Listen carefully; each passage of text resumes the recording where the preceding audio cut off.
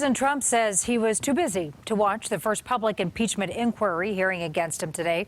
Democrats say the goal of the hearings is to see if the president's actions amount to an abuse of power. Republican House members called the hearing a theatrical performance.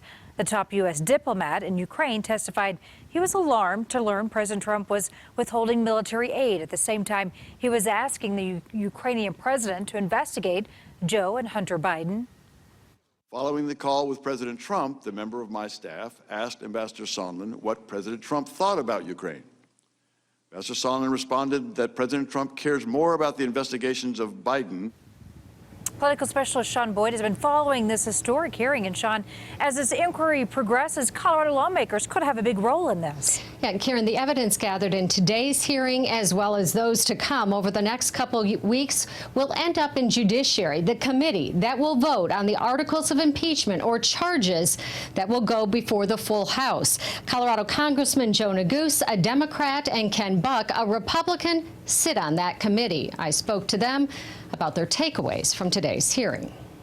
If this is not impeachable conduct, what is? We impeach presidents for treason or bribery or other high crimes.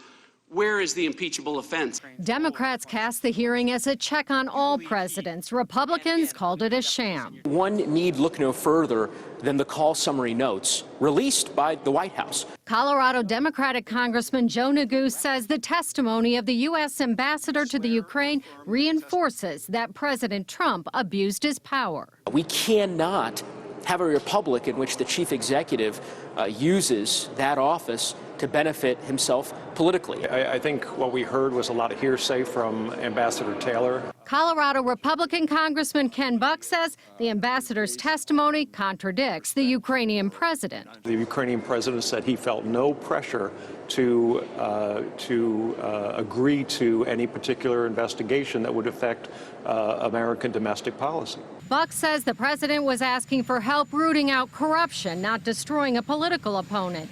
He says the impeachment inquiry is purely political. And unfortunately, they are trying to undo what the voters did in 2016, and it's less than 11 months away from the next election. My colleagues ought to treat this process with the respect it deserves, and that is to recognize the gravity of the impeachment inquiry that is underway.